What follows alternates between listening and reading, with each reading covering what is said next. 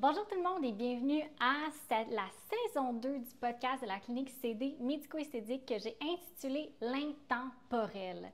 Pour ceux qui ne me connaissent pas, c'est que c'est la première fois que vous écoutez le podcast ou que vous ne connaissez pas du tout qui est la clinique CD.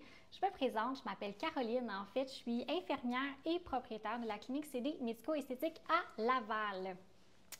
Pourquoi un podcast, vous vous dites peut-être? La raison est extrêmement simple. C'est que j'aurais tellement aimé, moi, par le passé, quand j'avais énormément de problèmes de confiance en moi ou juste de chercher des solutions puis pas trouver mes réponses sur les réseaux sociaux ou sur Internet. J'aurais aimé ça pouvoir avoir accès à soit un podcast, soit des vidéos sur YouTube, si vous m'écoutez sur YouTube, qui me donnent réellement c'est quoi les informations que j'ai besoin de manière transparente et authentique. Donc, c'est vraiment pour ça que j'ai lancé le podcast. Si vous n'avez pas eu la chance, vous pouvez écouter toute la saison 1, vous pouvez voir, je parle de tout ce qui a en lien avec la médico-esthétique, mais celui-ci va être un petit peu différent. Juste un retour rapide dans le temps, si jamais vous êtes des nouveaux auditeurs et que vous ne me connaissez pas du tout. Ma motivation, puis pourquoi je donne autant de contenu éducatif, c'est encore une fois, comme j'ai mentionné, c'est que j'aurais tellement, mais tellement aimé ça, que quelqu'un comme moi existe dans mon temps quand j'avais vraiment beaucoup de problèmes. Là, je ne commencerai pas à vous énumérer tout ce qui s'est passé. Vous pouvez écouter l'épisode numéro 1, là, dans le fond, dans la saison 1 du podcast, où est-ce que je parle, je pense, pendant quasiment une demi-heure là, sur tout le pourquoi du comment que j'ai parti la clinique et le podcast. Mais pour faire un résumé assez court, j'ai toujours été une personne, puis maintenant, j'ai toujours été une personne qui ne s'aimait pas, qui se trouvait pas belle. J'ai toujours eu des boutons. Puis je regardais toutes mes amies alentour, comme tout le monde a une belle peau, tout le monde avait une peau rayonnante. Puis moi, j'étais comme le petit grincheux à côté, tu sais, qui avait tout le temps un problème, des boutons, on savait pas trop pourquoi, jamais une peau claire, des rides super rapidement. Tu sais, je pense qu'à 20 ans, j'avais déjà des rides dans le front. Après ça, j'ai eu des énormes complexes corporels, juste de comme à quoi je ressemblais. Puis ça partait beaucoup de ma poitrine parce que si vous voyez présentement YouTube, je suis chez moi et j'avais autant de poitrine, donc de sein, que mon comptoir. Donc, j'en avais juste pas du tout et pour moi, c'était quelque chose qui était super important pour tout l'aspect de la féminité. Puis, c'est ça qui m'a poussée à m'intéresser en parallèle de ma carrière d'infirmière à tout ce qui était esthétique, tout ce qui était chirurgical et de l'impact psychologique que ça pouvait avoir chez quelqu'un. Puis j'ai vraiment réalisé en fait cet impact-là psychologique, à quel point qu'on pouvait avoir un impact positif chez une personne quand je l'ai vécu moi-même. En fait, je me suis fait opérer après 10 ans de struggle, d'aller chez la psychologue, de me convaincre que j'en avais pas de besoin. À un moment donné, j'ai décidé, sais-tu quoi? Tant pis, je vais le dire comme ça, fuck qu'est-ce que tout le monde pense, moi j'en ai besoin. Fait que j'ai décidé de faire mon opération qui était une augmentation mammaire et honnêtement, c'est là que j'ai vu à quel point, on s'entend, c'est pas un détail, mais pour moi, c'est un détail qui me préoccupait à chaque jour, que je voyais à chaque jour quand je me voyais dans le miroir, pouvait changer comment je me sentais. C'est à partir de cette journée-là que je me suis moins maquillée, que j'ai arrêté d'aller faire mes cils, que je commençais à avoir beaucoup plus de confiance en moi. Puis on s'entend, il n'y a rien qui a changé. Là, on va dire, j'étais la même personne avant, après. C'est juste tout l'impact que le poids négatif que cet élément-là avait sur moi qui a été soulevé suite à cette opération-là. Puis j'ai fait « Oh my God! » C'est ce que je veux faire chez les gens. Donc ça, c'est un peu l'histoire rapide de pourquoi la clinique elle est née, comment elle est née, dans quel contexte et pourquoi ce podcast-ci existe.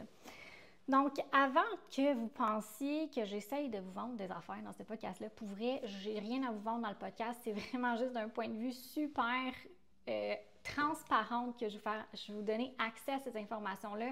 J'aurais donc aimé ça avoir quelqu'un qui m'aide comme ça. Alors, je me suis dit, c'est mon devoir de le faire. C'est l'impact que je vais avoir chez les gens.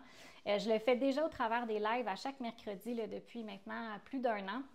Donc, je me suis dit, il faut que je trouve une manière de pouvoir toucher une plus grande partie, une plus grande masse de personnes, donc pourquoi pas poursuivre le podcast. Puis pour ceux qui se demandent pourquoi j'ai arrêté le podcast, parce que vous avez vu qu'il y a à peu près quasiment 1 an de décalage là, entre la saison 1 et la saison 2, c'est tout simplement qu'il est arrivé tellement de choses avec la clinique en 1 an que j'en avais plus le temps de me déplacer en studio pour faire les enregistrements, de prendre le temps de monter en fait le podcast. Donc, c'est un projet que j'avais mis de côté parce qu'encore une fois, comme vous voyez, je suis chez moi en ce moment, je ne suis pas payée pour faire ça.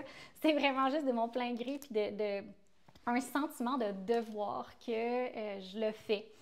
Puis, donc, c'est de là que je me suis dit, je n'ai pas le choix, je vais repartir la saison 2. Puis, si vous m'écoutez sur YouTube, bien, vous allez voir que je suis chez moi. Donc, vous avez vraiment un podcast très intime dans mon salon que je vais vous faire ça. Puis, comment j'ai décidé de monter, dans le fond, la saison 2, comparativement à la saison 1, elle va être quand même beaucoup plus structurée. Pour ceux qui ne savent pas, dans mon passé, j'ai été professeure. Dans le fond, j'enseignais à l'université, je donnais des cours et ça m'a toujours passionné l'enseignement, transférer mes connaissances. Donc, j'ai vraiment monté la saison 2 un peu comme un cours sur le vieillissement, comment ça fonctionne la peau, tous les traitements, quoi éviter, quoi faire. C'est vraiment monté d'une manière logique pour que, même si vous connaissez rien du tout, que vous soyez en mesure de bien comprendre en fait votre peau, comment ça fonctionne, pourquoi votre peau vieillit, c'est quelle structure qui vieillit, pourquoi c'est plus un traitement qu'un autre, pourquoi plus un ingrédient qu'un autre. Donc, ça a vraiment été monté de cette manière-là pour que n'importe qui puisse comprendre sa peau et comment prévenir les signes de vieillissement, comment faire en fait pour déterminer quel conseil anti-âge est bon pour moi et surtout quel traitement. Et c'est comme ça que j'ai décidé de le faire. Donc, pourquoi pas joindre l'utile à l'agréable? J'adore enseigner, alors pourquoi pas lancer un podcast en enseignement sur tout ce qui est anti-âge. Donc, sans plus tarder, le prochain épisode va porter sur la structure de la peau. Donc, j'aurais beau vous parler de traitement, puis là, je le sais que vous vouliez sûrement que je parle de traitement dès aujourd'hui, mais je ne peux pas faire ça parce que si vous ne comprenez pas comment la peau elle est structurée, comment ça fonctionne en fait la peau, comment le vieillissement de la peau fonctionne, j'aurais beau vous expliquer tous les traitements, ça ne fera pas de sens. Alors, dans le 2e épisode de ce podcast-ci, l'intemporel, je vais vous parler de toute la structure de la peau.